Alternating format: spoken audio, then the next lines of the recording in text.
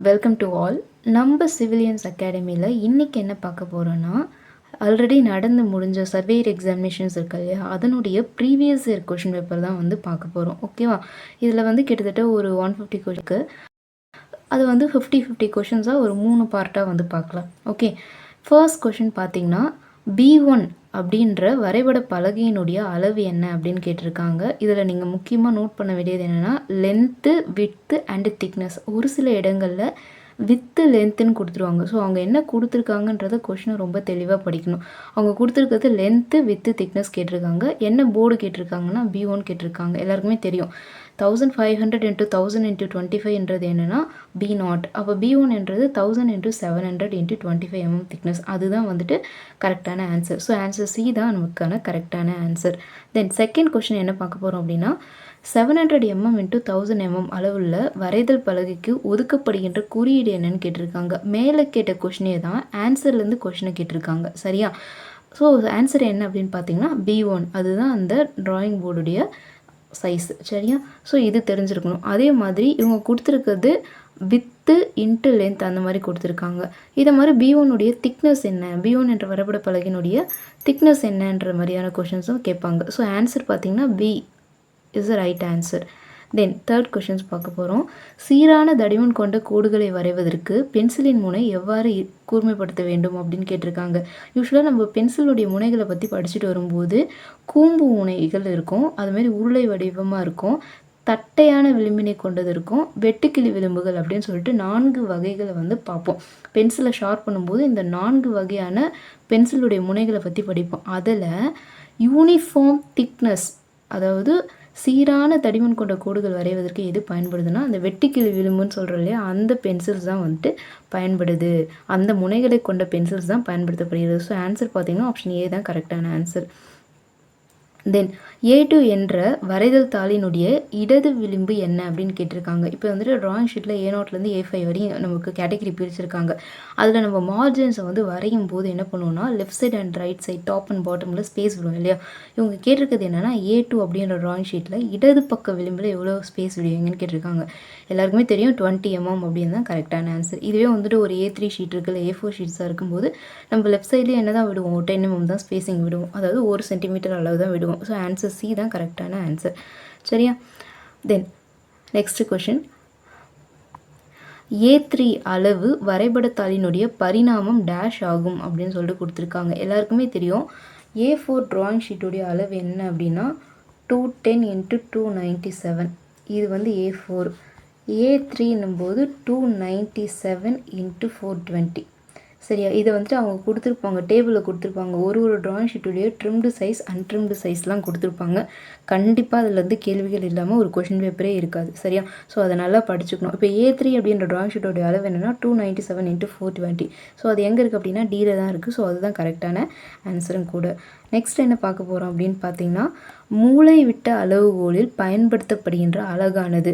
அதாவது நம்ம ஸ்கேல்ஸ் படிப்போம், plain scale, diagonal scale, comparative scales, இந்த மாதிரி வந்துட்டு டிஃப்ரெண்ட் டைப் ஆஃப் ஸ்கேல்ஸ் படிக்கும்போது டயகனல் ஸ்கேல்ஸ் பற்றி படிப்போம். அதில் நம்ம எந்த அலகுனை வந்து பயன்படுத்தும் அப்படின்னு சொல்லிட்டு பார்த்தோன்னா வந்து 3 தொடர்ச்சியான அலகுகளை வந்து பயன்படுத்தும். 3 சக்ஸசிவ் யூனிட்ஸை வந்துட்டு நம்ம வந்து யூஸ் பண்ணுவோம் அப்படின்னு சொல்லிட்டு ஒரு பாயிண்ட் கொடுத்துருப்பாங்க. அதை தான் இங்கே கேள்வியாக கேட்டிருக்காங்க. சரியா? நெக்ஸ்ட்டு, சீரமைக்கப்பட்ட பரிணாம அமைப்பில் பரிமாணங்களை இதிலிருந்து படிக்கலாம். அதாவது என்னென்னா நம்ம டைமென்ஷனிங்கை நம்ம ஒரு ட்ராயிங் வரையும் போது அதில் டைமென்ஷனிங்ஸ் வந்து மார்க் பண்ணுவோம் இல்லையா, அந்த டைமென்ஷனிங்கை ட்ராயிங் ஷீட்லேருந்து படிக்கும்போது எப்படி படிப்போம்னா கீழே இருந்து மேல், அதாவது பாட்டம் டு டாப்புக்கு படிப்பாங்க. அப்படி இல்லைன்னா வலது கை விளிம்பிலிருந்து, அதாவது ரைட் ஹேண்டுடைய எட்ஜில் இருந்துட்டு லெஃப்ட் ஹேண்டுடைய எட்ஜை நோக்கி நம்ம படிப்போம். சரியா? அதை தான் இங்கே கொடுத்துருக்காங்க. இது வந்து தியரட்டிக்கலாக இருக்கும், அதை கேள்வியாக கேட்டிருக்காங்க. அப்போது in aligned system of dimensioning, the dimensions may be read from எதுலேருந்து படிப்பாங்கன்னா bottom to top or left hand edges to right hand edges. சரியா? அவங்க கேட்டிருக்கிறது என்னென்னா கீழ் அல்லது வலது கை விளிம்பு அப்படின்னு சொல்லிட்டு மட்டும் கொடுத்துருக்காங்க. ஸோ ஆன்சர் ஏ தான் இதற்கான சரியான விடை. நெக்ஸ்ட் என்னென்னா, ஒரு அளவீடு எங்கிருந்து தொடங்குகிறது மற்றும் எங்கு முடிவடைகிறது என்பதை காட்டும் தொடர்ச்சியான மெல்லிய கோடு இது என அறியப்படுகிறது. அவங்க கொடுத்துருக்காங்க அளவீடு. அளவீடுன்னா என்னது? மெஷர்மெண்ட். அப்போ அந்த மெஷர்மெண்ட்டு எங்கேருந்து ஸ்டார்ட் ஆகுது, எங்கேருந்து முடியுது அப்படின்றத காட்டுற அந்த கோட்டை நம்ம மெஷர்மெண்ட் வந்து இங்கேருந்து ஸ்டார்ட் ஆகுது, இதோட முடியுது அப்படின்னு காட்டுற இந்த லைனுக்கு பேர் என்ன லைன்னா dimension line. So answer C தான் இதற்கான கரெக்டான ஆன்சர். நெக்ஸ்ட் என்ன அப்படின்னா 6 பக்கங்களை கொண்ட ஒரு பலகோணத்தினுடைய உட்புற கோணங்களின் கூட்டுத்தொகை எவ்வளோ அப்படின்னு கேட்டிருக்காங்க. ரொம்ப முக்கியமானது உட்புற கோணமா வெளிப்புற கோணமா அப்படின்றது ரொம்ப முக்கியம். உட்புற கோணம்னா 2n - 4 × 90 டிகிரி. இங்கே n இருக்க இடத்துல 6 சப்ஸ்டியூட் பண்ண வேண்டியதான். 12 - 4 × 90 degree. So 8 × 90 degree is equal to 720 degree. ஓகேவா? ஸோ ஆன்சர் ஆப்ஷன் சி தான் கரெக்டான ஆன்சர். இதை வந்து அவங்க எத்தனை பக்கங்கள் கேட்டாலும் உங்களுக்கு சால்வ் பண்ணி போட தெரியணும். அது ரொம்ப ரொம்ப முக்கியமானது.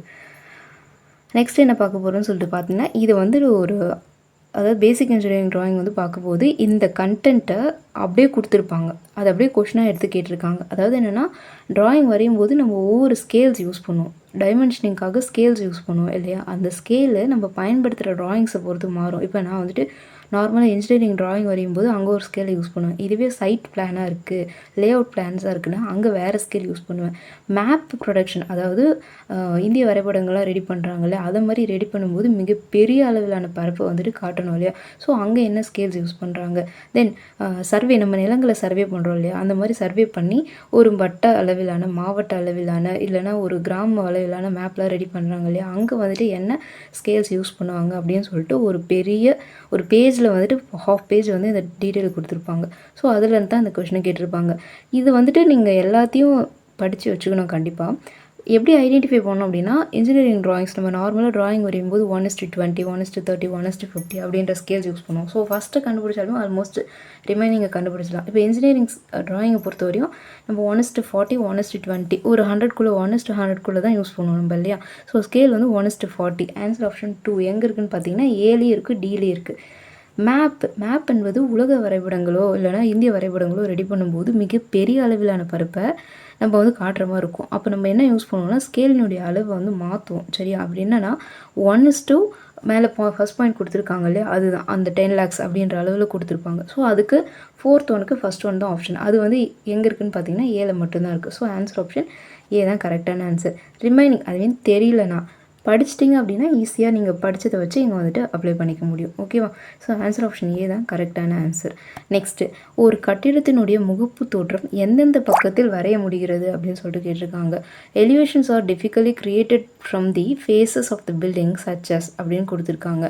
அதாவது ஒரு பில்டிங்குடைய ஃபேஸஸில் வந்துட்டு எதை க்ரியேட் பண்ண முடியும் அப்படின்னு சொல்லிட்டு பார்த்தா அதோடைய front and back, left and right எல்லா ஃபேஸஸுமே நம்மளால் என்ன பண்ண முடியும்? ட்ரா பண்ண முடியும். ஸோ அது மோஸ்ட் இம்பார்ட்டண்டான பாயிண்ட். முன்பக்கம், பின்பக்கம், வலது பக்கம், இடதுபுறம் இதை எல்லாத்தையுமே நம்மளால் என்ன பண்ண முடியும்? வரைய முடியும் இல்லையா? ஸோ அதுதான் கரெக்டான ஆன்சர். ஆன்சர் ஆப்ஷன் 3rd ஒன்று இருக்குது இல்லையா? 3வது தான் கரெக்ட். அந்த 3வது எங்கே இருக்குதுன்னு பார்த்தீங்கன்னா டியில் இருக்குது. ஸோ ஆன்சர் பார்த்தீங்கன்னா டி தான் கரெக்டானது.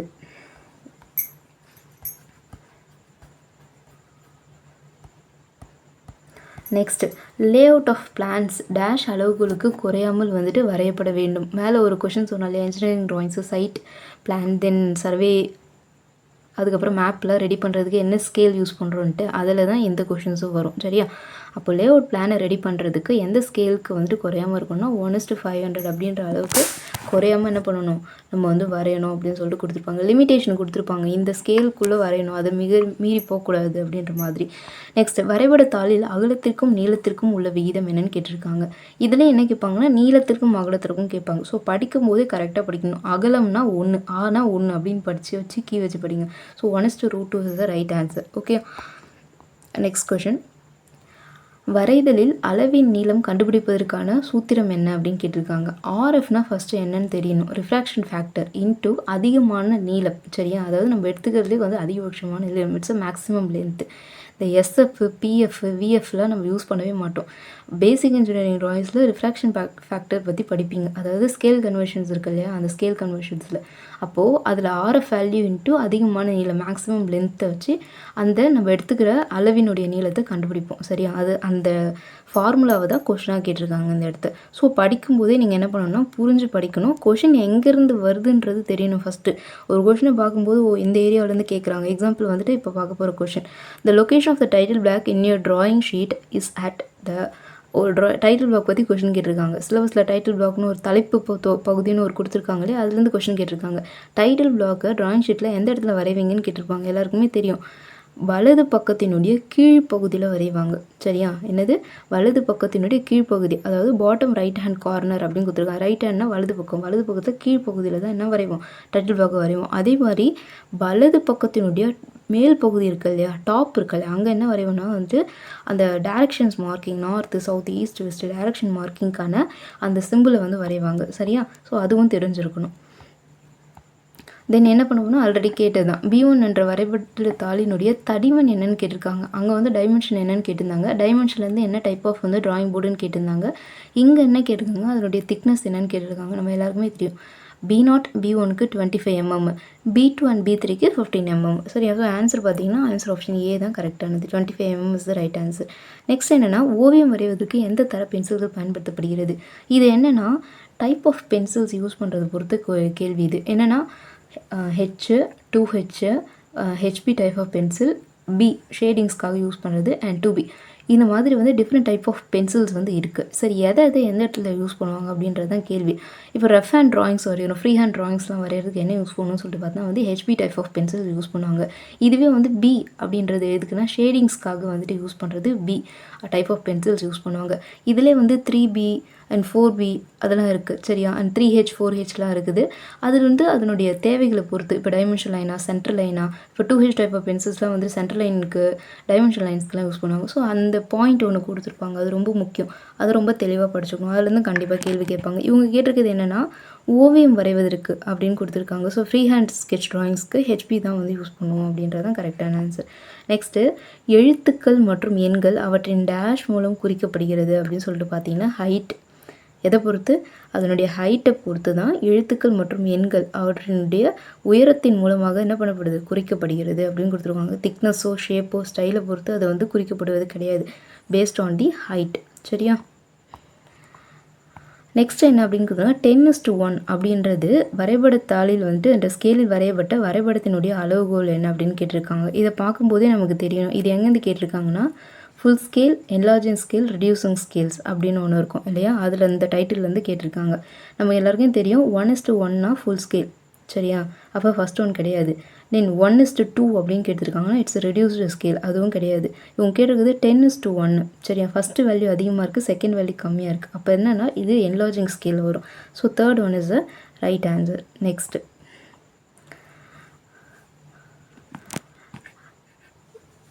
ஒரு நாற்கரத்தினுடைய அனைத்து பக்கங்களும் சமமாகவும் கோணங்கள் செங்கோணத்தில் இல்லாமல் இருந்தால் அது ஒரு சாய் சதுரம் ஆகும். சரியா? ரொம்ப முக்கியமானது. கீழே இருக்க கொஷின்ஸ் வந்து எரேஸ் ஆகிடுச்சு. அவங்க கேட்டிருக்காங்க பாருங்கள், all the sides are equal and angles are not at right angle. அதாவது ஒரு செங்கோணம் கிடையாது அதனுடைய பக்கங்கள் அப்படின்னும் போது அது என்னவாக இருக்குன்னு சொல்லிட்டு பார்த்தோன்னா ஒரு சாய் சதுரமாக இருக்கும். ட்ரப்பிசாய்ட்னா அதனுடைய 4 பக்கங்கள் இருக்குல்ல, அதெல்லாம் வேறு வேறு மாதிரி இருக்கும், செங்கோணமாக இருக்காது. ரைட் ஆங்கிள்ஸில் செங்கோணமாக இருக்கும், 4 பக்கமும் எப்படி இருக்கும்? செங்கோணமாக இருக்கும். ட்ரப்பிசாய்டில் பொறுத்தவரையும் 4 பக்கங்கள் வேறு. அப்போ ஃபஸ்ட்டு கண்டிஷன்ஸ் வந்து வராது. தென் ரைட் ஆங்கிள்ஸில் எல்லா பக்கங்களும் என்னவாக இருக்கும்? செங்கோணமாக இருக்கும். அப்போ செகண்ட் கண்டிஷன் அப்ளை ஆகாது. சரியா? ராம்பாய்ட்ஸ்லேயும் வந்துட்டு அதே மாதிரி தான். பட் வந்து 90 டிகிரி செங்கோணம் வராது, பக்கங்கள் வந்துட்டு இணையாக இருக்கும் அப்படின்ற மாதிரி வரும். ஸோ சாய் சதுரத்தில் 4 பக்கங்களும் சமமாக தான் இருக்கும், ஆனால் செங்கோணமாக இருக்காது. ஸோ ஆன்சர் ஏ தான் வந்துட்டு கரெக்டான பாயிண்ட் அப்படின்னு சொல்லிட்டு கொடுத்துருக்காங்க.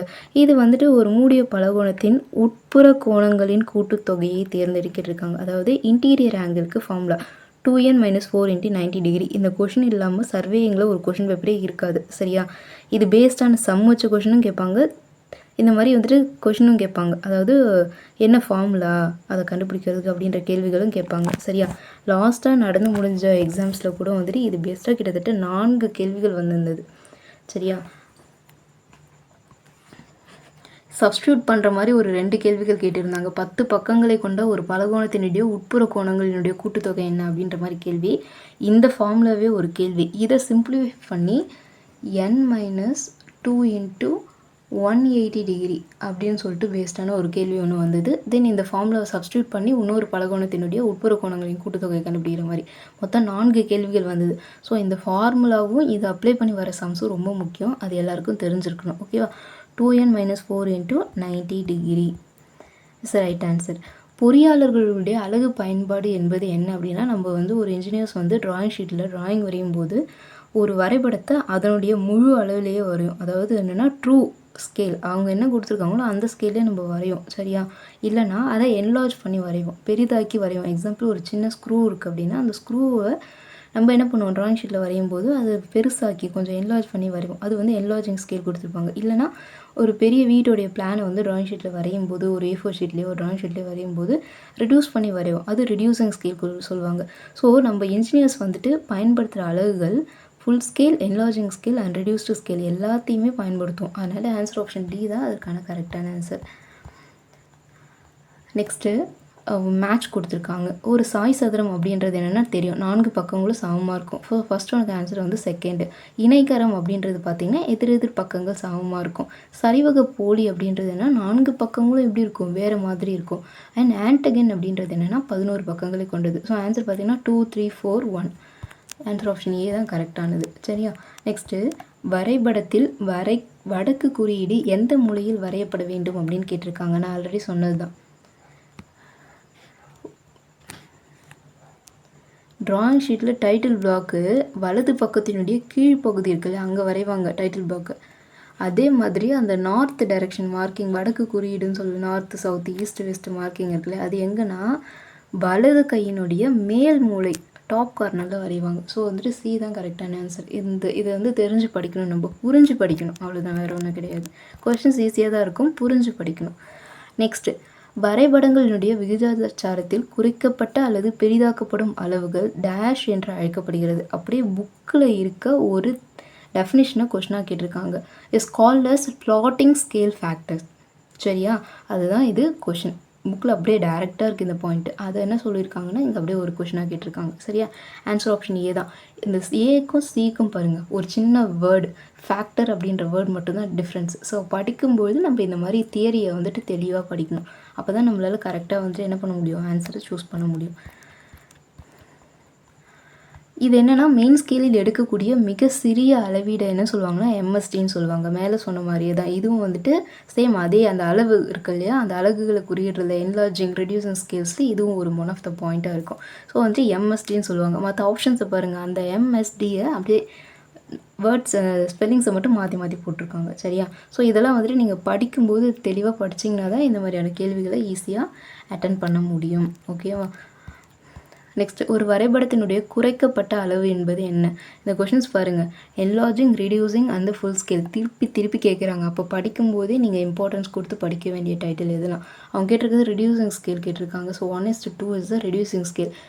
டி வந்து 5:1ன்றது என்லார்ஜிங் ஸ்கேல், 2:1ன்றது என்லார்ஜிங் ஸ்கேல், 1:1ன்றது ஃபுல் ஸ்கேல்.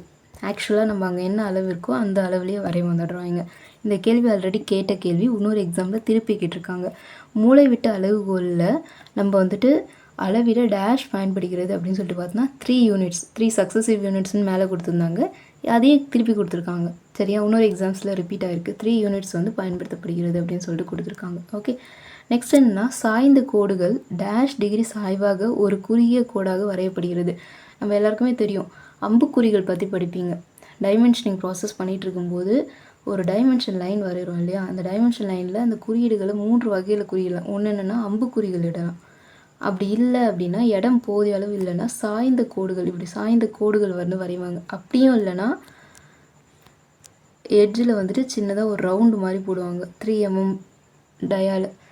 சரியா? இந்த மாதிரி 3 பேட்டர்ன்ஸில் வந்துட்டு நம்ம டைமென்ஷனை குறிக்க முடியும். அவங்க கேட்டிருக்கிறது என்னென்னா இந்த சாய்ந்த கோடை பற்றி கேட்டிருக்காங்க. இந்த சாய்ந்த கோடு 45 டிகிரி கோணத்தில் வரையப்படும். எவ்வளோ டிகிரி? 45 டிகிரி கோணத்தில் வரையப்படும். இது ஒரு இம்பார்ட்டண்டான கொஷின்.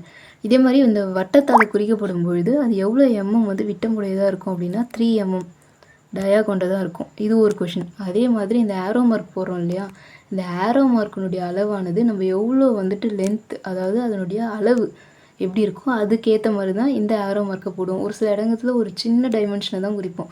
அங்கே வந்துட்டு நம்ம 3 mmல வந்துட்டு இல்லைன்னா 5 mmல ஆரோ மார்க் போடும்போது நல்லா இருக்காது. ஸோ அளவு எப்படி இருக்கோ அதுக்கேற்ற மாதிரி ஆரோ மார்க்ஸ் போடணும். நீளம் அதிகமாக இருக்கும்போது அதற்கேற்ற மாதிரி ஆரோ மார்க் போடணும்.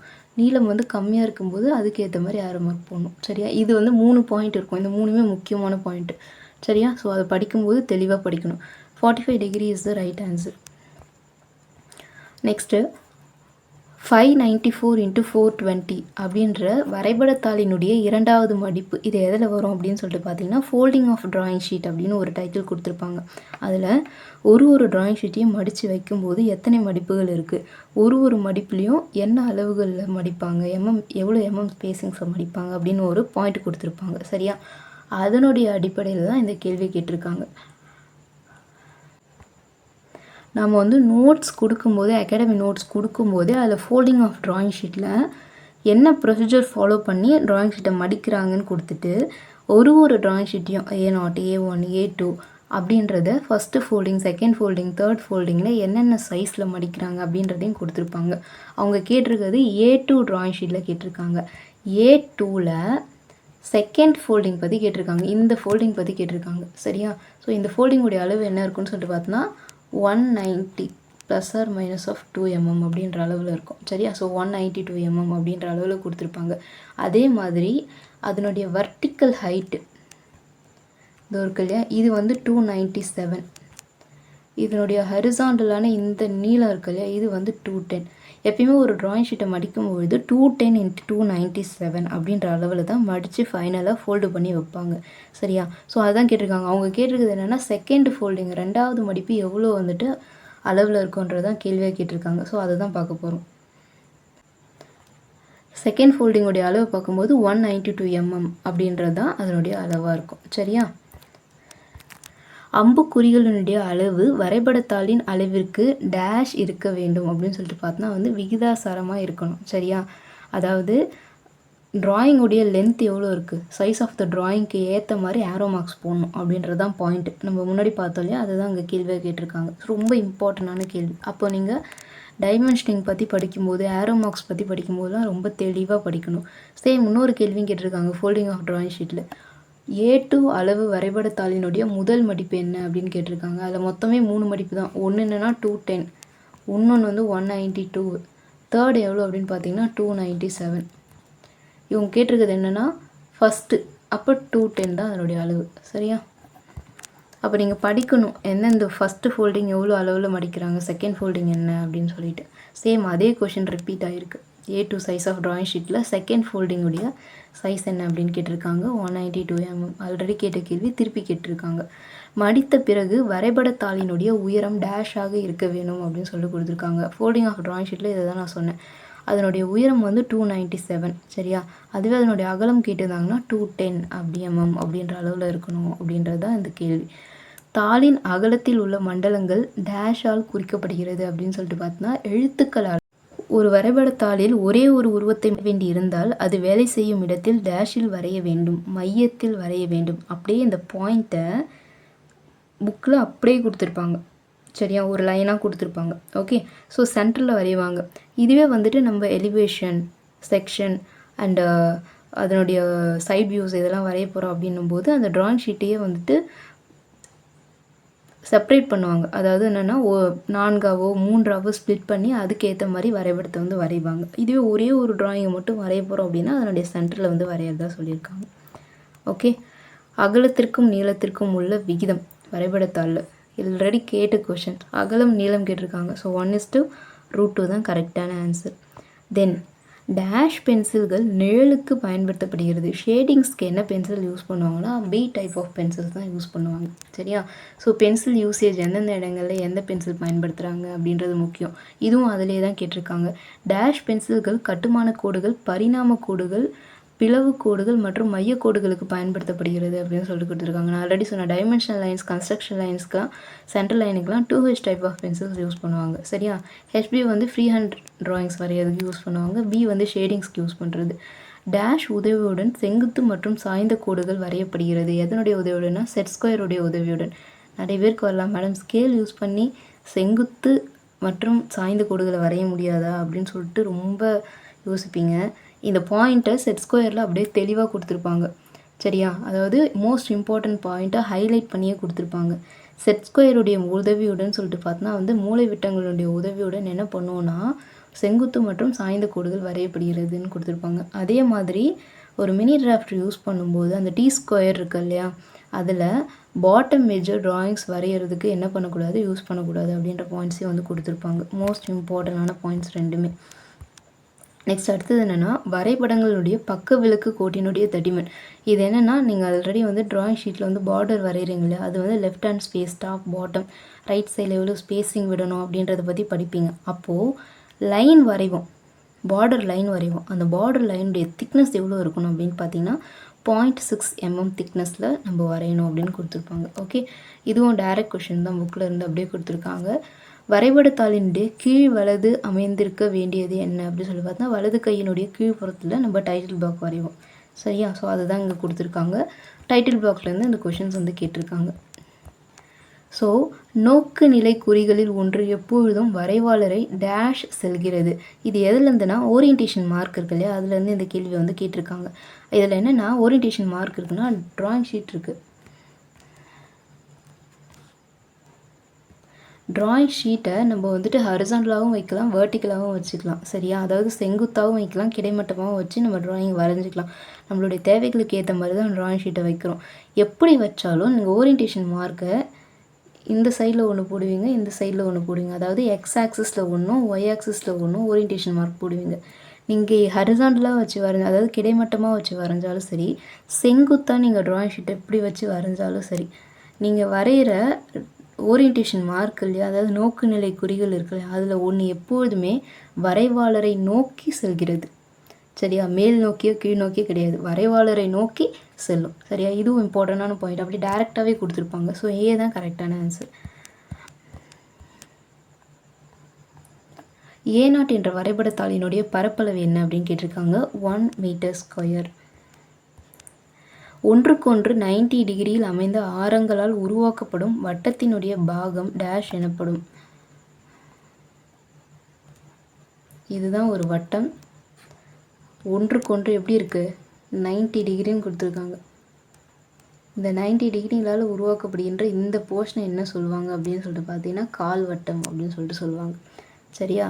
வட்ட வில், செக்டார், செக்மெண்ட்ஸ் அண்ட் ஆர்க் எதுவுமே கிடையாது. சரியா? Quadrant, it's right answer. முக்கோணத்தினுடைய 3 பக்கங்கள் சமமாகவும் கோணங்கள் சமமாகவும் இருந்தால் அது ஒரு சமபக்க முக்கோணம் என்று அழைக்கப்படுகிறது. டைரக்ட் கொஷின், ஈஸியான கொஷின்ஸ். எதில் வருது அப்படின்னு பார்த்தீங்கன்னா கீழே செகண்ட் டைட்டில் ஜியோமெட்ரிக்கல் கன்ஸ்ட்ரக்ஷன்ஸ் இருக்கு இல்லையா, அது கூட வரும் இதெல்லாம். சரியா? டைரக்டான கொஷின். தேங்கி நிற்கும் தண்ணீரில் பரப்புக்கு இணையாக உள்ள கோட்டினுடைய பெயர் என்ன அப்படின்னு சொல்லிட்டு கேட்டிருக்காங்க. இதான் ஒரு தொட்டி. இந்த தொட்டியில் வந்து தண்ணி தேங்கி நிற்குது. சரியா? இப்போ இந்த பரப்பிற்கு இணையாக உள்ள இந்த கோட்டினுடைய பெயர் என்ன அப்படின்னு சொல்லிட்டு பார்த்தீங்கன்னா கிடைமட்ட கோடு அப்படின்னு சொல்லிட்டு சொல்லுவாங்க. ஆன்சர் ஆப்ஷன் ஏ தான் கரெக்டான ஆன்சர். குறுங்கோணம் என்பது 90 டிகிரிக்கு குறைவாக இருந்தால் குறுங்கோணம், 90 டிகிரிக்கு மேலே இருந்தால் விரிகோணம், 180 டிகிரிக்கு மேலே இருந்தால் பின் விளைவு கோணம். இது எல்லாருக்குமே தெரிஞ்சது தான். ஒரு முக்கோணத்தினுடைய பக்கங்கள் கொடுத்துருக்காங்க. சரியா? இதுதான் வந்து ஒரு முக்கோணம். அதனுடைய பக்கங்கள் வந்து 5 சென்டிமீட்டர், 4 சென்டிமீட்டர், 6 சென்டிமீட்டர். அப்படின்னா சுற்றளவு கேட்டிருக்காங்க. சுற்றளவுனா இங்கேருந்து இது வரையும், இங்கேருந்து இது வரையும், இங்கேருந்து இது வரையும் உள்ள தூரம். அப்போ 6 + 4 + 5 = 15 சென்டிமீட்டர் இஸ் ரைட் ஆன்சர். இந்த மாதிரி நம்ம சம்ஸ், ஈஸியான சம்ஸ் கேட்கும்போது நிறைய பேர் பண்ணுற மிஸ்டேக் என்னென்னா யூனிட்டை கவனிக்காமல் விட்டுறீங்க. சென்டிமீட்டரா மீட்டரான்ட்டு. அவங்க ஒரே ஆப்ஷன்ஸில் 2 வச்சுருக்கலாம். 15 மீட்டர்ஸ்னு வச்சுருக்கலாம், 15 சென்டிமீட்டரில் வச்சுருக்கலாம். நம்ம வந்து 15ன்றது மட்டும் பார்ப்போம். சரியா? கவனக்குறைவால் வந்துட்டு இதை டிக் பண்ணிட்டு வந்துடும். ஸோ அதனால் இதெல்லாம் வந்துட்டு ஈஸியான கொஷினாக இருந்தாலும் தெளிவாக படிக்கணும், யூனிட்டை கரெக்டாக பார்க்கணும் ப்ராப்ளம்ஸை பொறுத்தவரையும். எந்த வகை முக்கோணத்தில் அனைத்து கோணங்களும் 90 டிகிரிக்கு குறைவாக இருக்கும்? குறுங்கோண முக்கோணத்தில். சரியா? டேஷ் கோணம் 180 டிகிரிக்கு மேற்பட்டது அப்படின்னு சொல்லிட்டு கொடுத்துருக்காங்க. பின்விளைவு கோணம் இருக்கு இல்லையா, அது வந்துட்டு 180 டிகிரிக்கு மேலே இருக்கும். இப்படி இருக்கும், இப்படி இருக்கும், 210 டிகிரி இருக்கும். இதுதான் பின்விளைவு கோணம் அப்படின்னு சொல்லிட்டு சொல்லுவாங்க. 180 டிகிரி இருந்தால் நேர்கோணம் அப்படின்னு சொல்லிட்டு சொல்லலாம். இணை சரிவகத்திற்கான அடையாளங்கள் எது அப்படின்னு சொல்லிட்டு கேட்டிருக்காங்க. சரியா? அப்போது 2 பக்கங்கள் இணையாக இருக்கும். அதாவது சரிவகம் இருக்கு இல்லையா, அதில் வந்துட்டு சரிவகம் அதில் சொல்லிட்டு பார்த்தா 2 பக்கங்கள் எப்படி இருக்குன்னு சொல்லிட்டு பார்த்தா இணையாக இருக்கும். அதில் கொஷினே கொடுத்துருக்காங்க, இணை சரிவகம். அப்போ 2 பக்கங்கள் எப்படி இருக்கும், இணையாக இருந்தால் அது இணை சரிவகம் அப்படின்னு சொல்லிட்டு சொல்லுவாங்க. ஓகே, நம்ம ஒரு 50 கொஷின்ஸ் வந்து பார்த்துருக்கோம் ஃபர்ஸ்ட் பார்ட்டில். அண்ட் செகண்ட் பார்ட்டில் வந்துட்டு